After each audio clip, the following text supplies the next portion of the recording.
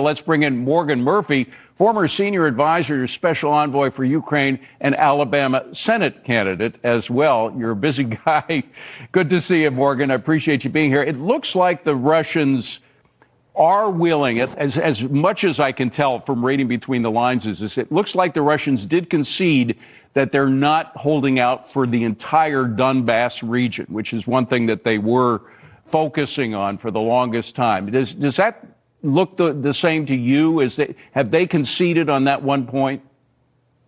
It looks as if they may have conceded on that point, but never underestimate Russia's ability to blow a deal at a critical juncture. They've been doing that for a long, long time. Well, the Russians are taking such incredible losses. I mean, we talked about a little bit with Senator Mullen. They're losing, I don't know if it's 25,000 last month, as the president says, but if it's half that, it's a lot of deaths, a lot of Russian deaths. How much more of that can Putin sustain within the political structure of Russia right now? Well, Putin doesn't care about human life, period. So his ability, we cannot measure the success of this conflict in how many Russians are killed.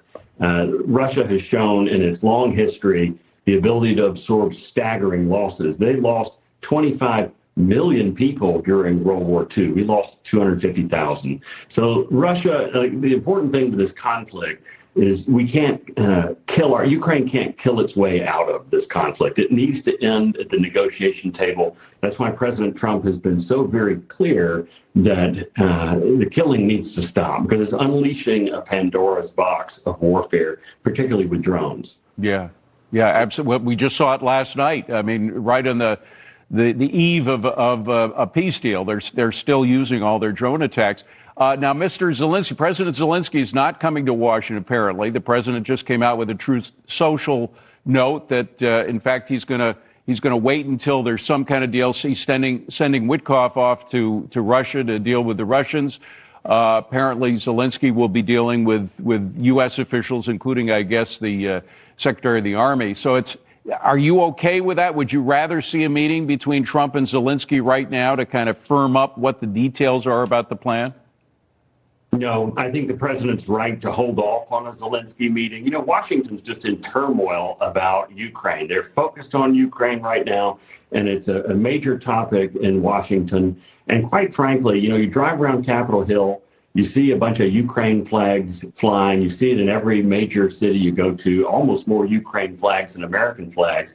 But here in the heartland, I'm running for Senate in Alabama. Here in the heartland, people want to make sure that the flags that aren't covering coffins, right, for their loved ones, that the American flag isn't on coffins, and trying to keep out of this war is what the president is trying to do. It's so important that we not get embroiled in a major battle where there is, as we talked about earlier, not a regard for human life. You've had experience both right now in the heartland but also inside the Beltway.